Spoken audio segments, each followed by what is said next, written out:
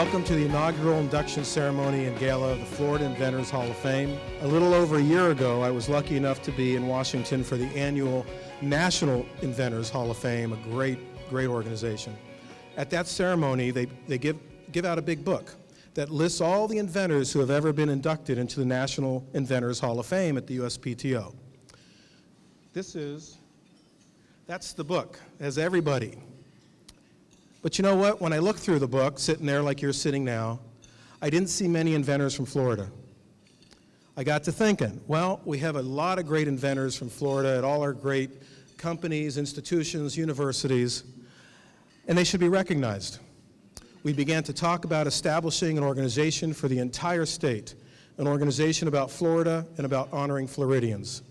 And with the support from my boss, Judy Genshaft, our advisory board and selection committee members, and our elected leaders such as Senator Brandis and others in Tallahassee and in Washington, we launched our little startup. And tonight we are having a very good night. Thanks to all of you and many others. This inaugural class of inventors being inducted tonight tells us a uniquely American story, one of perseverance, of resilience, of vision, and an unrelenting drive to create the technology that makes life better for others. Inventors are a special breed. They are dreamers, they are makers, and they are among the most important contributors to that great story that we call America. So tonight, we honor 6 inventors who have created technologies that have improved, have enhanced, and even changed our lives. Our first inductee is Robert Cade, who lived from 1927 to 2007. As a University of Florida professor, Dr. Cade developed the hydrating sport drink that has saved many of us in the sweltering temperatures that we're experiencing today. That sports enthusiasts experience when they're on the field is commonly known as Gatorade. Take a look. It all happened more than 30 years ago, but I remember it as though it was just yesterday. It was 1967. It was the summer of love. But somehow, someone forgot to tell these guys. Orange Bowl 67 is underway! Florida Gators were doing tough against the favorites, Georgia Tech, in their first ever Orange Bowl. The Gators have no answer to this. In the first quarter, it seemed like Georgia Tech had all the answers. My teammates, they were blocking their hearts out, but it seemed like nothing was working.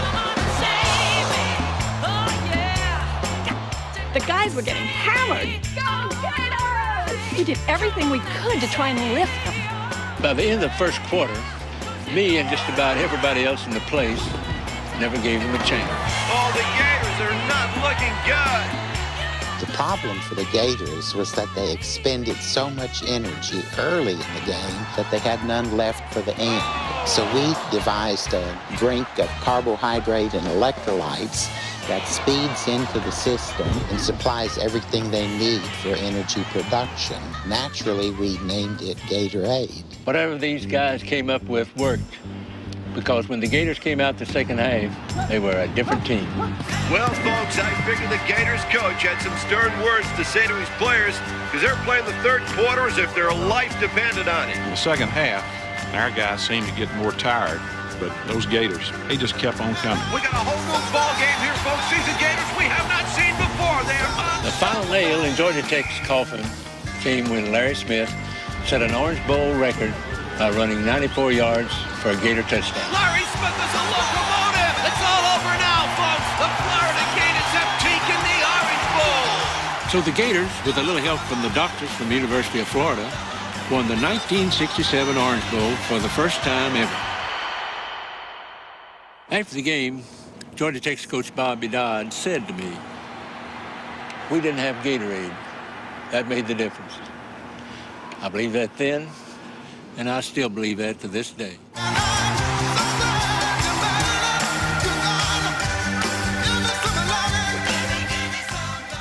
My dad lived a life of exuberance.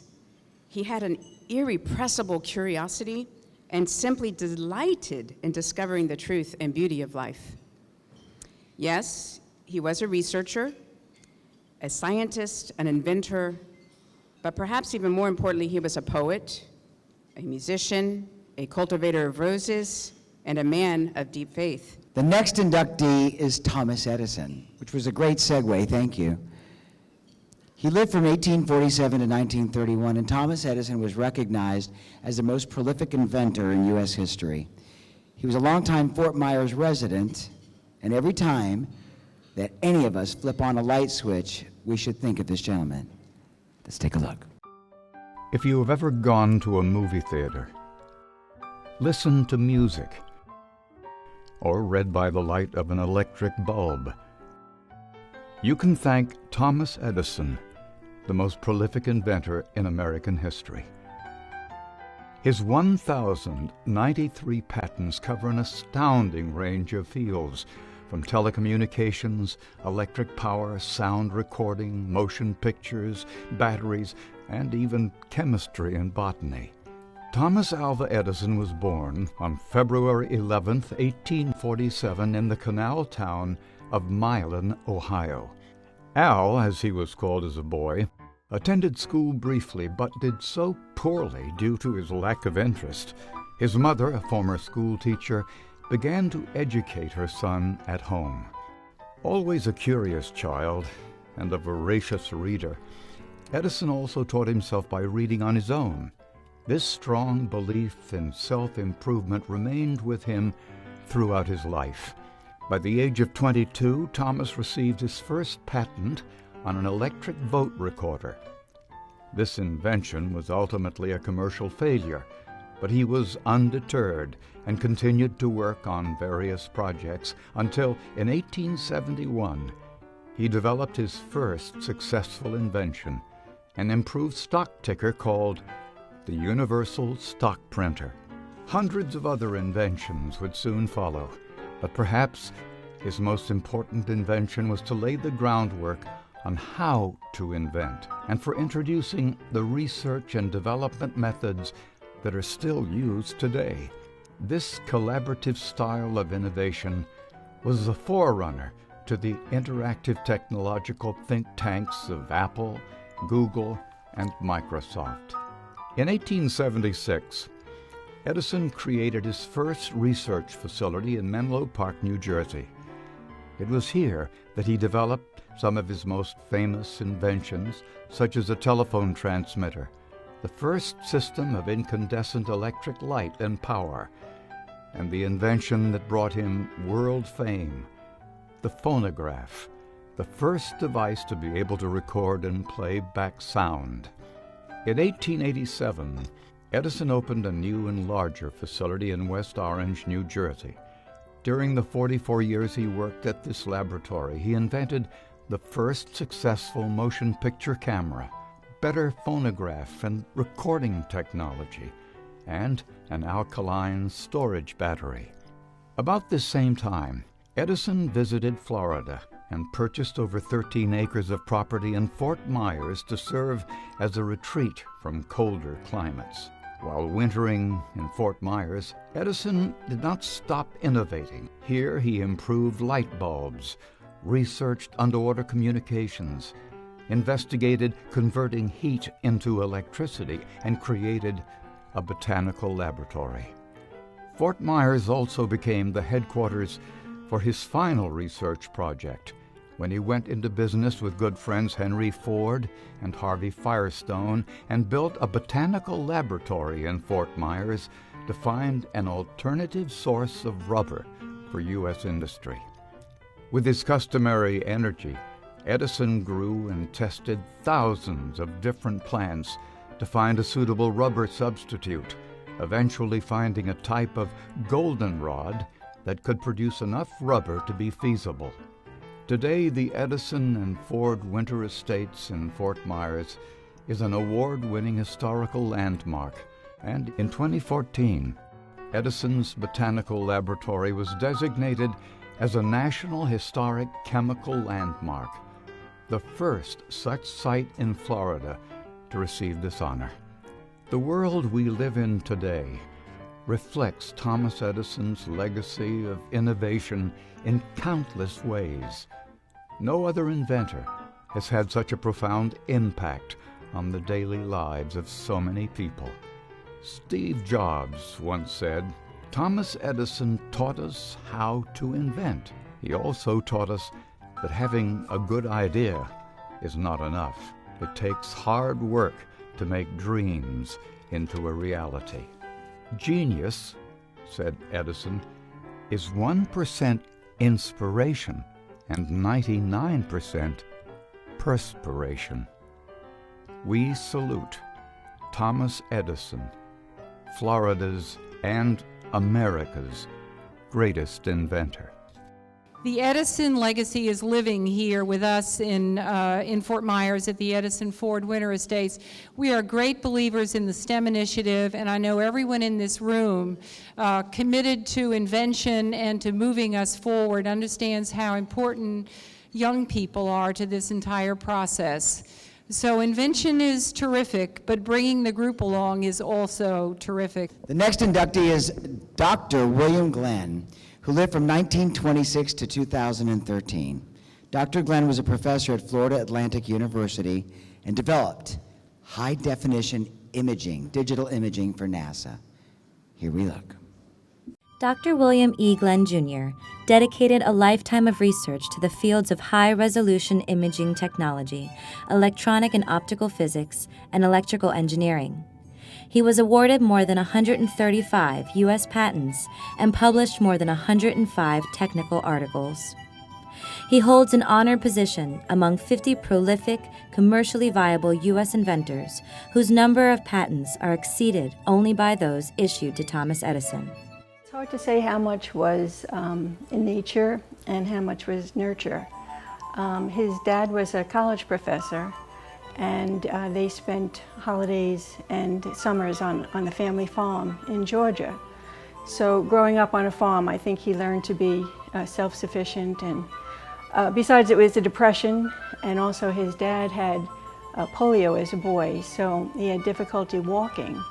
And so Bill would try and find different labor-saving devices for his dad. But he was just interested. He was just inventive as a boy, and he had experiments going on in his room all the time. He was very soft-spoken and gentle, but when it came to his work, he was tenacious.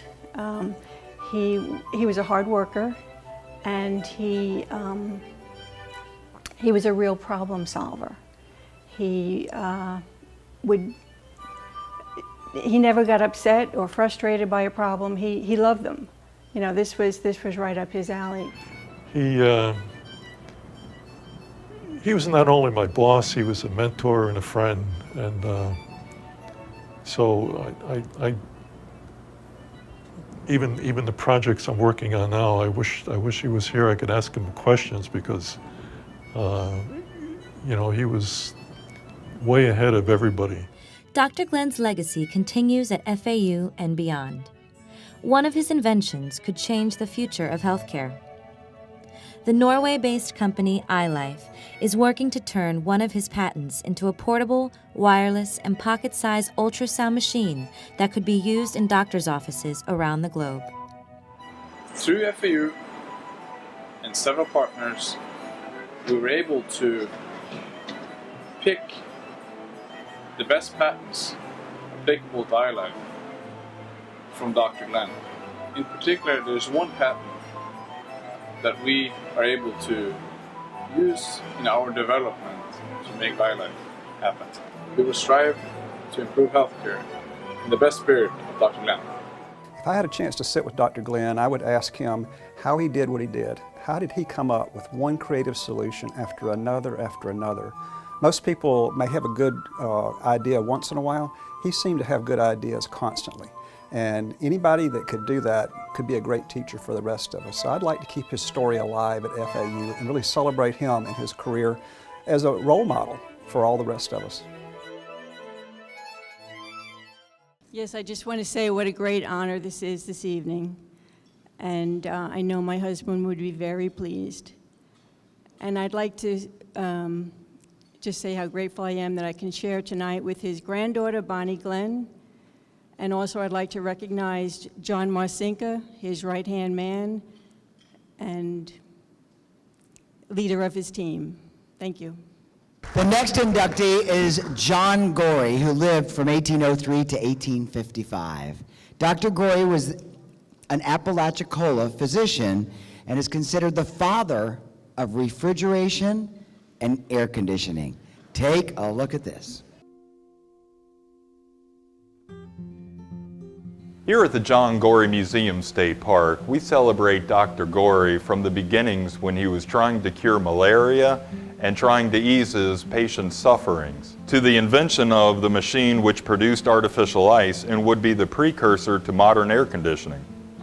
Adjoining the John Gorey Museum is his gravesite and also a monument dedicated to him by the Southern Ice Exchange in 1900.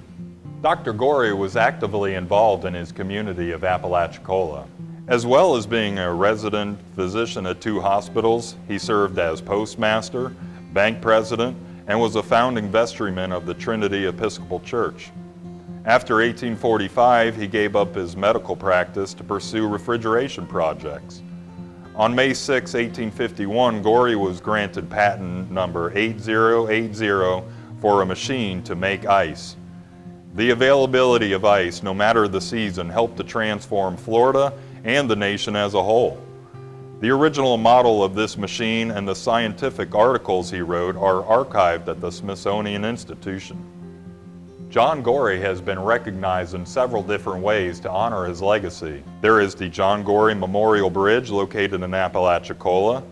2 schools were also named after him, a junior high in Jacksonville and the oldest operating elementary school in the state of Florida located in Tampa. The University of Florida School of Medicine also recognizes Dr. Gorey with the John Gorey Award, which is presented to the most outstanding student in the class.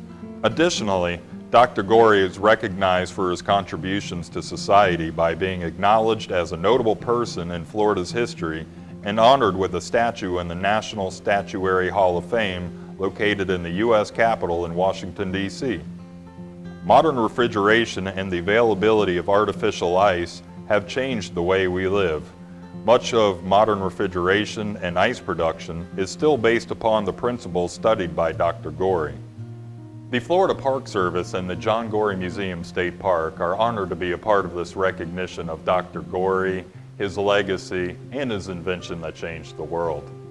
Around the latter part of June, I received a telephone call from City Administrator Betty Webb informing me that someone had asked the city to nominate Dr. John Gorey for induction into the newly established Inventors Hall of Fame. And I could not think of anybody from Florida that would have been more deserving than Dr. Gorey. He is considered the father of modern refrigeration and air conditioning. Therefore, it be proclaimed that our Mayor Van W. Johnson Sr., on behalf of our distinguished Board of Commissioners, administrators, staff, and citizens of historic Apalachicola, hereby take this opportunity to give recognition and express our humble appreciation to Dr. John Gorey, MD, and further dedicate the annual 2014 Water Street Festival Ice in his honor to coincide with his induction into the Florida Inventors Hall of Fame, hereby proclaim the 16th day of August 2014, Mayor Van W. Johnson Sr., Historic City of Apalachicola.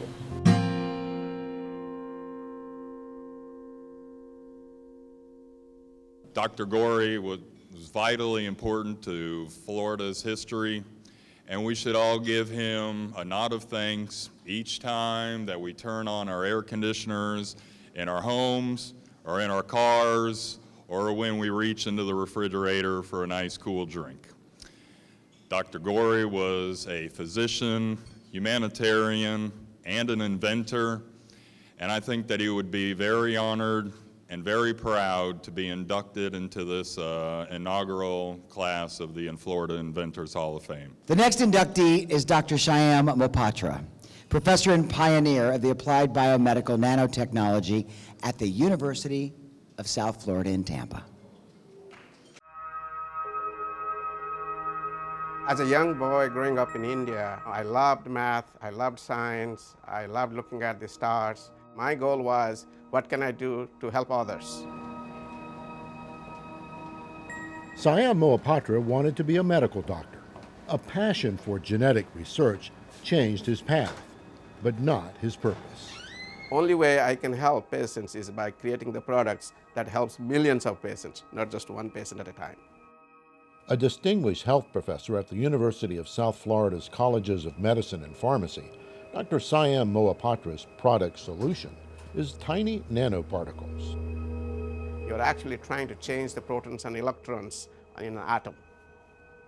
Pioneering inventions in nanotechnology have focused on unique drug deliveries to combat allergies, viral infections, traumatic brain injury, and cancers. What we're working on right now is called what we call smart nanoparticles. You can take the nanoparticles, you can target them specifically to the cells that are disease cells, leaving the other cells alone. Now that has a lot of benefits in a way that you reduce the amount of drug that's be given, it reduces side effects, and therefore, it's becoming more effective. Among Dr. Mohapatra's 20-plus patents, a nano-based delivery mechanism that will inhibit RSV, a global respiratory virus that kills 200,000 people annually. Also, this nanotech device that detects HIV in 20 seconds. I'm most excited about things that we're doing in the cancer area recently. With ideas of using nanofibers to invent new cancer drugs and personalized treatment, Dr. Mohapatra is collaborating with a tumor expert and close colleague who happens to be his wife. Any basic science question he gets, his eyes sparkles because he thinks that there is an application. It's going to be useful one day to help a patient, to help, humanity. The senior vice president of USF Health is Dr. Charles Lockwood.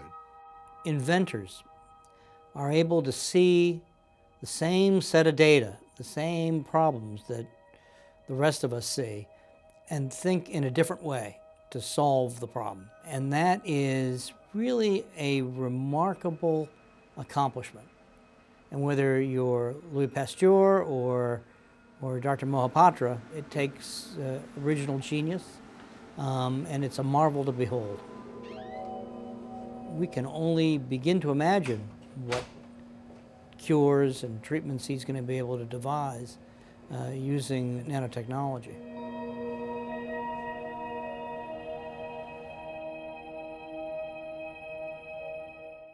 I'm truly and humbly honored to have this incredible recognition tonight. And yes, it definitely feels great to be in the company of this prestigious group of inductees as Florida is making history this evening with the founding of the Florida Inventors Hall of Fame. Our final inductee from the University of Central Florida in Orlando is Dr. Shin-Sun Wu, a professor whose liquid crystal research has impacted every single cell phone, every laptop, every iPad, every smartphone that we touch each and every day and that we sell at HSN on television. Please welcome Dr. Shin-Sun Wu. Hello, I'm Dr. Wu. I'm a Pegasus professor at University of Central Florida. My main research was in high-power lasers and the laser material interaction. He appeared at my office one day and announced that he was going to be my student and he would finish in just 4 years. First off, students usually say, "May I be your student?" And usually they don't say when they're going to graduate. So it was very clear he was very unusual very early on. I made two very important inventions. The first one was the study of infrared properties of liquid crystal. My second invention is related to a reflective liquid crystal display. It has two very important applications. The first one is direct view display, such as Game Boy Color. And the second one is a projection display, such as a Google Glass. It also paved the foundation for the later transflective display, which is a sunlight readable display. It's because of ST that we can all read our cell phones in daylight. And that was a major breakthrough in how liquid crystal displays are designed. From the smartphone to the TV to the Google Glass. So its application is really widespread. So there's a question always when you recruit a faculty member directly from industry, how will he be with students? And I would say with ST, it's just a fantastic success. It's like my dream has come true to work with such a wonderful professor. And he always listened to us patiently, give us a lot of valuable suggestions, and pray for us. He's absolutely devoted to his students, but always produces and always does things that brings great distinction to UCF.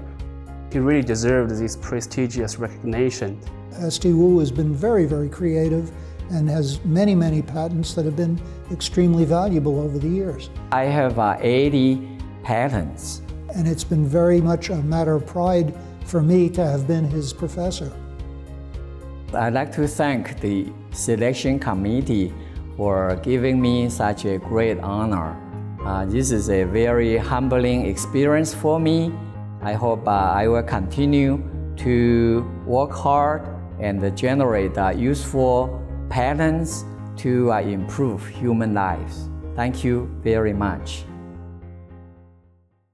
I would like to compliment the foresight of the Florida Senate and the visionary leaders such as Dr. Paul Sandberg for establishing Florida Inventors Hall of Fame.